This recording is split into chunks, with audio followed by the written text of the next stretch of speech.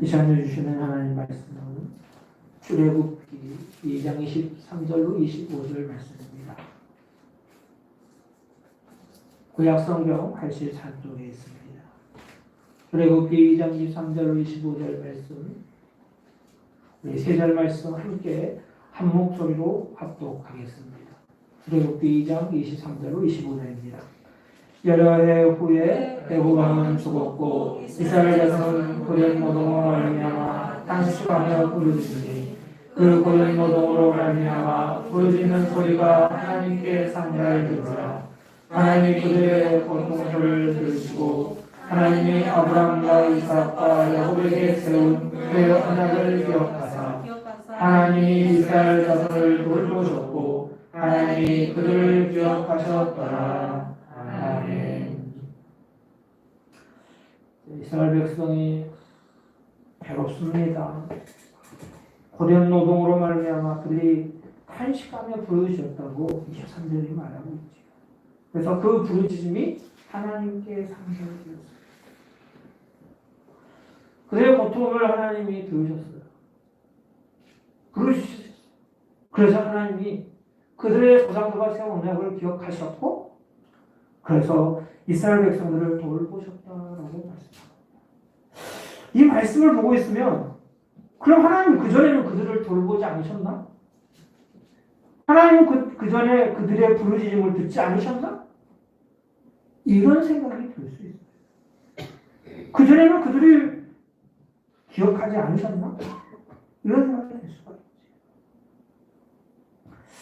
여기서 기억하지 않으셨다. 그 말은 하나님께서 잊어버리셨다. 그런 이야기가 아닙니다. 기억하셨다는 것은 잊어버렸다는 것이 아니라 하나님의 언약한 것을 잠시 후에 보류하셨다. 그것들을 진행하기 위해 보류하셨다 하는 거예요. 그러면 이제 그들을 기억하시고 언약을 기억하셨다.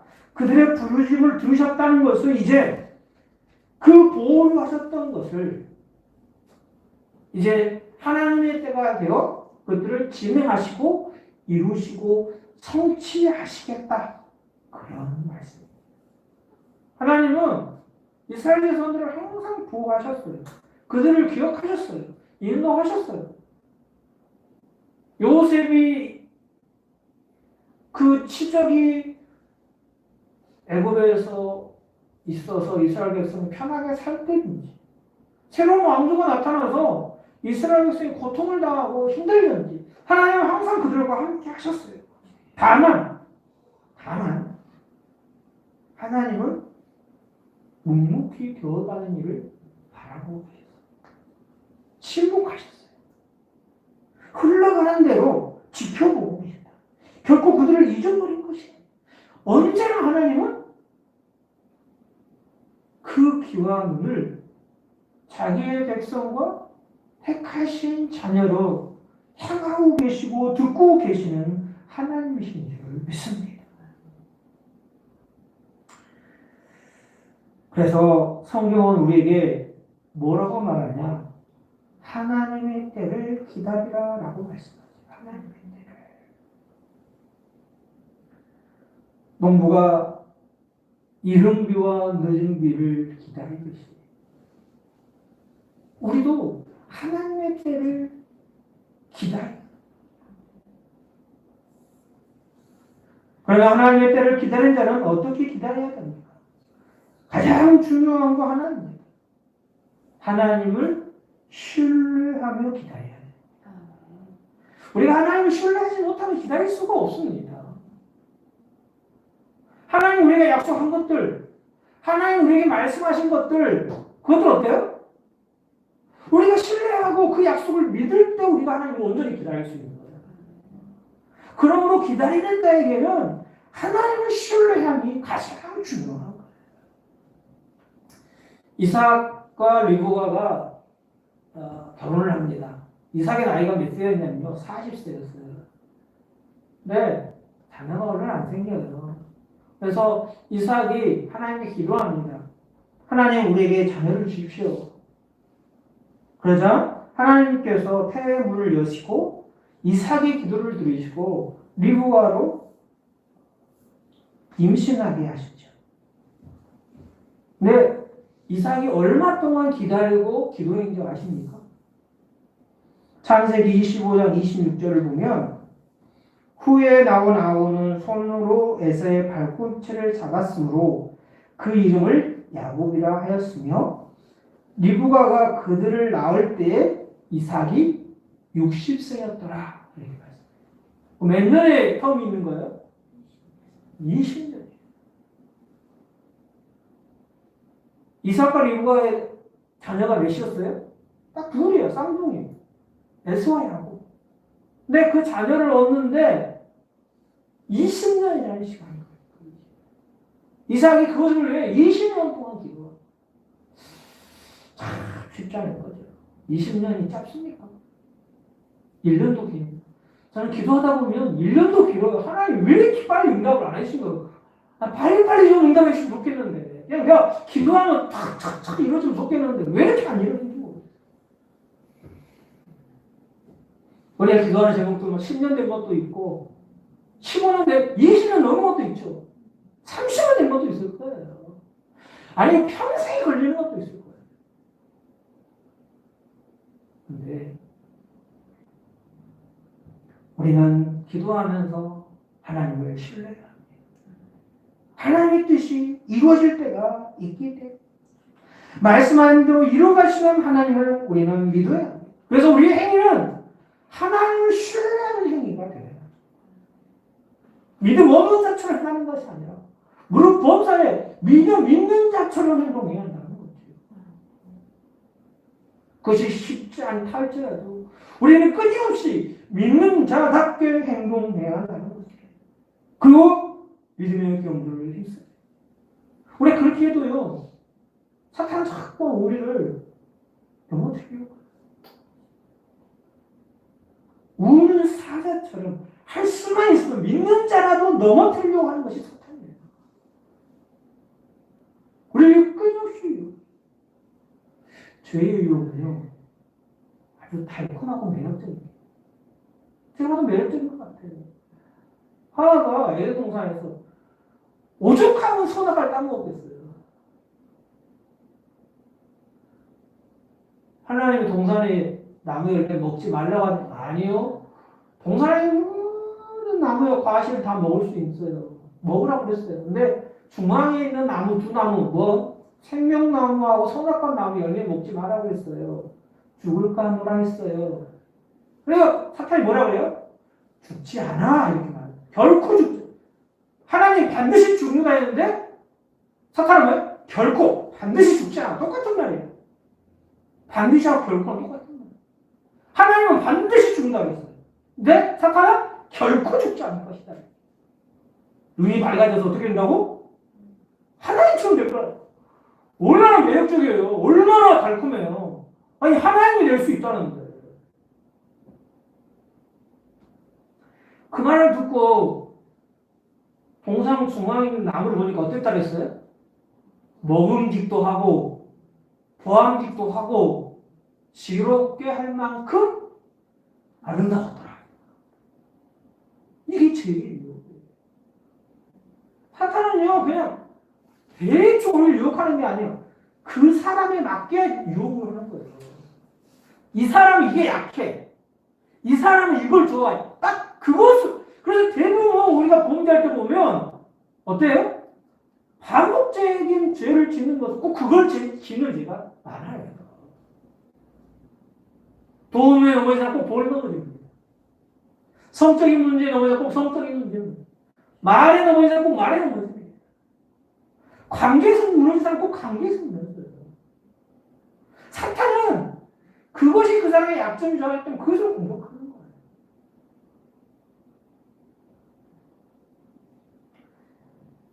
에덴 동산의 삶은 천국이었어요. 부족한 것이 없었어요.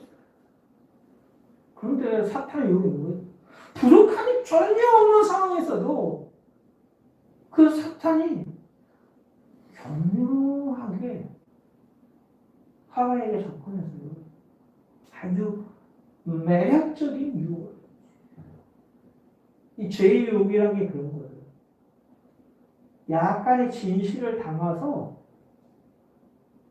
정말 이것이 잘못된 것인지 보지 못하게 하는 거예요.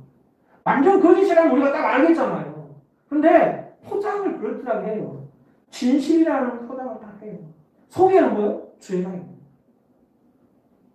이단이 그래서 어려운 거예요. 저도 그 이단들을 보면 다 맞는 말인데 어느 부분이 잘못되는 거예요.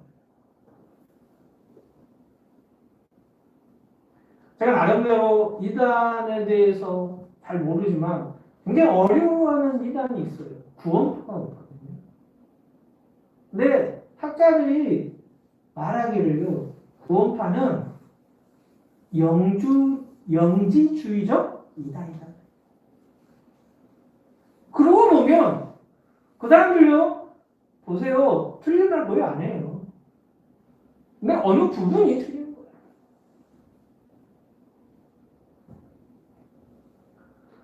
하나님을 절대 신뢰했다면 그럴듯하게 포장된 유혹이 넘어가지 않았어요.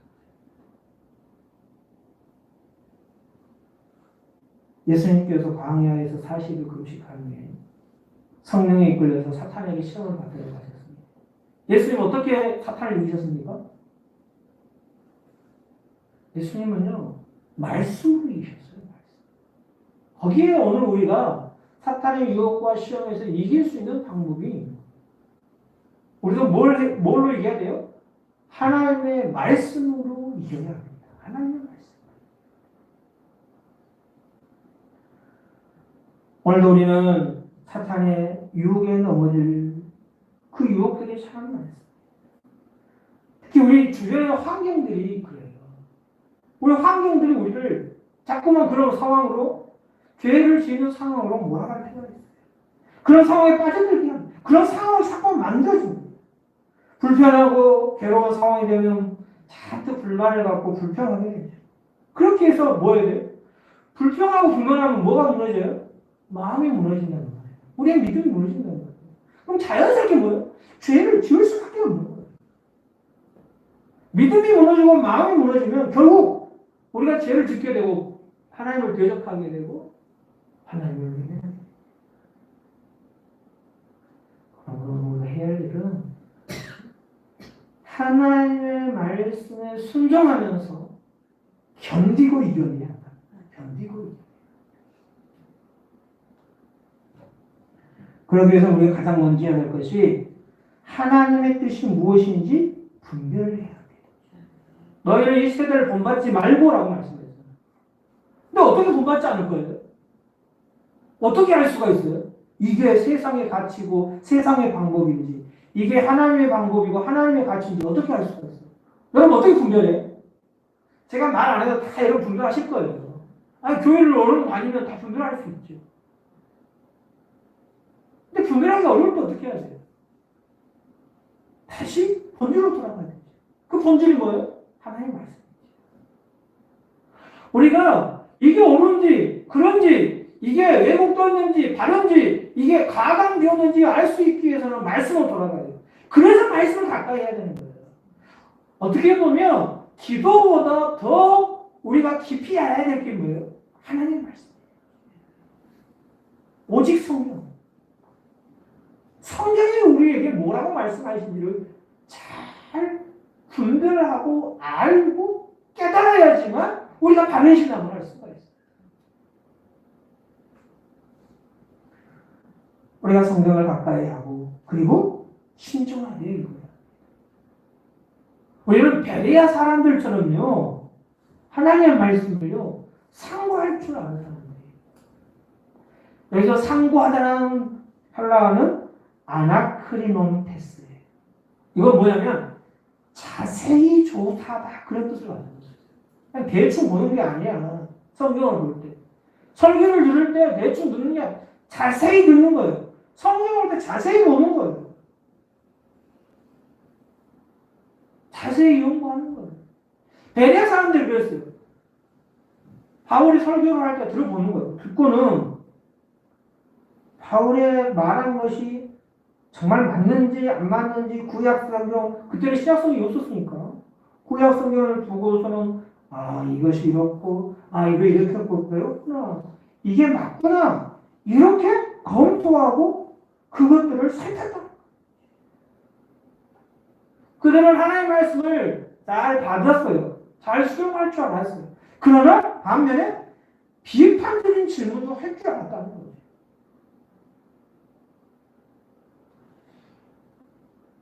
이 현대 사회의 설교원들은요, 우리가 마구 들어서는 안 됩니다. 인터넷에요, 수많은 설교가 있는데요. 그 설교 중에는 이단적인 사상과 사회비적인 사상과 성경이 아닌데 성경처럼 포장된 이야기가 수많은 이야기가 있어요. 최근에 인기가에 있는 설교 사이트가 있는데 사람들이 그 사이트에 많이 들어갔어요. 조사해보니까 그 사이트가 안식일교회 다니는 목사가 그 사이트에서 설교를 하는 거예요. 근데 성도들은 구별을 해요. 그러니까 너무 좋겠네. 근데 목사들도 분별을 못하는 거예요. 왜 이런 일이 자꾸 일어나느냐? 왜 분별을 못하느냐? 뭐 때문이냐면요, 우리가 분별할 수 있는 능력이 없기 때문에. 그 이유에 대해서 학자들은 우리가 신학이 약해졌기 때문이다. 그렇게 말하거든요. 목사들도 신학이 약해요. 성도들도 교리적으로 잘 모르기 때문에 그럴 수 있다. 목사가 잘 모르면 성도도 잘 못 가르치는 거잖아요.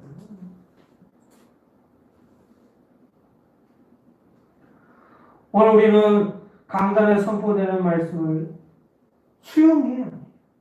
그러나 비판적인 질문도 해야 한다. 목사님들이 강단에서 설교 큰 준비 잘해서 선포하지요. 그런데요, 참 죄송하지만 저게 성경적이지 않는 이야기를 하고 개인적인 이야기를 하고 왜곡된 이야기를 하고 성경을 가감해서 이야기합니다. 특별히 현대교회가 성공주의와 성장주의에 매몰되면서 어떻게 된 거죠?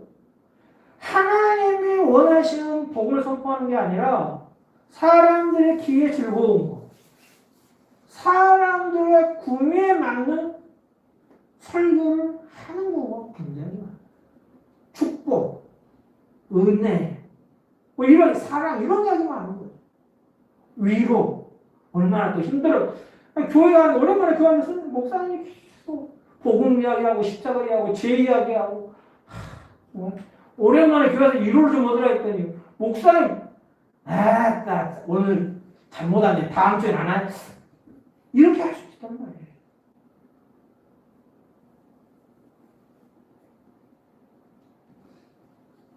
그러나 교회에는 하나님이 기뻐하는 말씀을 선포하는 것이지 사람들의 구미에 맞는 말을 하는 것이 아니라는 거죠.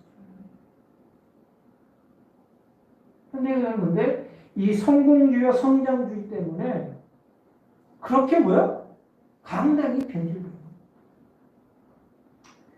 저도 설교하는 설교자지만 참 이런 부분에서 조심스러워요. 기복적인 설교를 하기 쉬워요.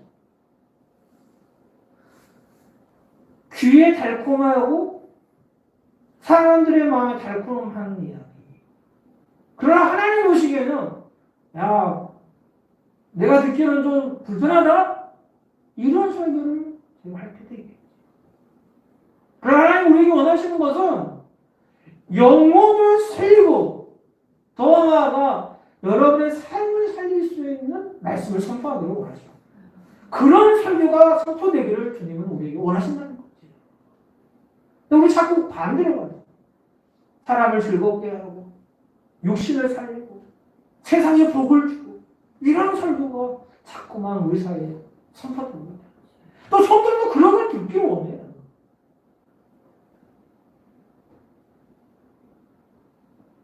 네. 오늘 우리는 다시 본질로 돌아가요. 그래서 잘 들어야 하고 베레아 사람들처럼 하나님 말씀을 상고하는 저와 여러분이 되기를 주님의 이름으로 부탁합니다.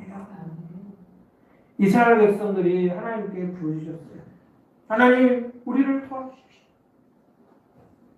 하루 이틀 부르짖었겠어요. 근데 하나님께서 침묵하셨어요. 근데 오늘 본문에 보니까 하나님이 이 아브라함과 이삭과 야곱과 언약한 것들을 기억하시고 그들을 돌보셨고 그들의 삶을 기억하셨다. 그들을 기억하셨다라고 했습니다. 왜 그랬어요? 하나님의 때가 되었기 때문에. 오늘 우리가 하나님의 때를 기다리고 있습니까? 그렇다면 하나님의 말씀을 붙들고 하나님을 더욱 신뢰하는 저와 여러분이 되기를 원합니다. 이게 믿음의 본질이지 다른 게 아니에요. 내가 하나님을 신뢰하는 거, 그보다 더 중요한 믿음의 길이 있습니까? 우리가 날마다 하나님을 신뢰하고 하나님께서 일하기 시작하셨을 때 하나님의 때가 우리 가운데 온전히 이루어지기를 주님의 이름으로 축복합니다. 하나님이 이루시고 성취하시는 그 하나님을 날마다 경험하는 우리 모두가 되기를 주님의 이름으로 축복합니다. 아멘. 함께 찬양합시다.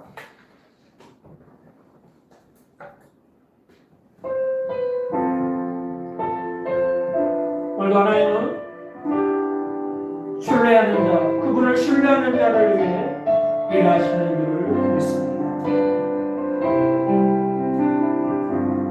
나의 저물어 갈 때, 민들에서 걸을 때, 그때가 하나님의 때.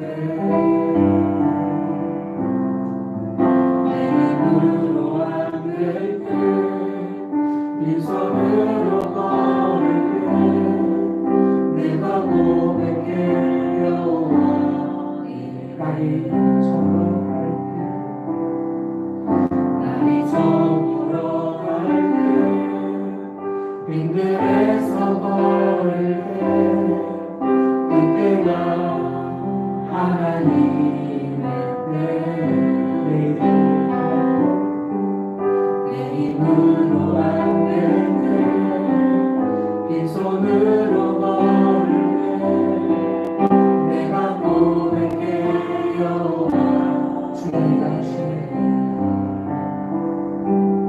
주가 일하시네 주가 일하시네 주께 아끼지 않는 자에게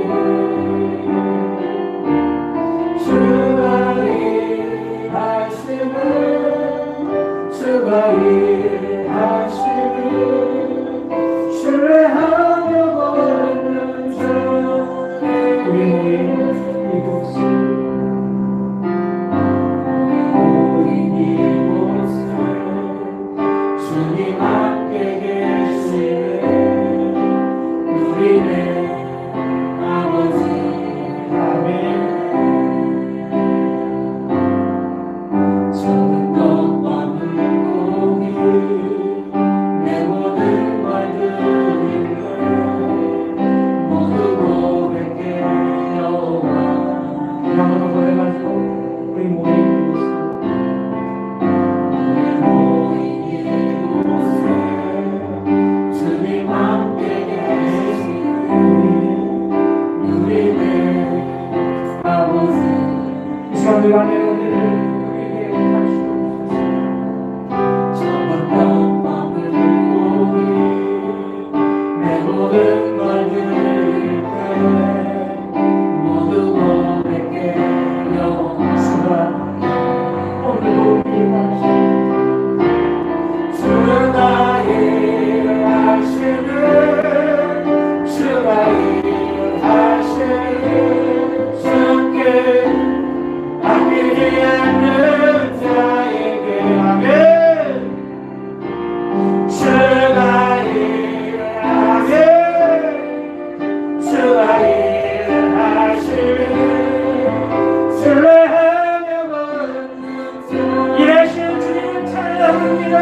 주가 일하시네 주가 일하시네 주가 보이지 않으셔도 침묵하셔도 아끼지 않는 자에게 주가 일하시네 주가 일하시네 신뢰하며 우리 하나님을 신뢰하며 찬양합니다. 주님 일하십니다. 주가 일하시네 주가 일하시네 주께 아끼지 않는 자에게 아멘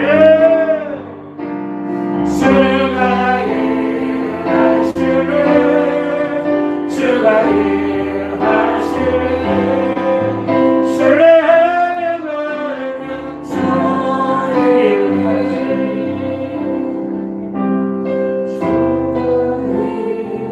일하시네 주가 일하시네 주께 아끼지 않는 자에게 주가 일하시네 주가 일하시네 신뢰하며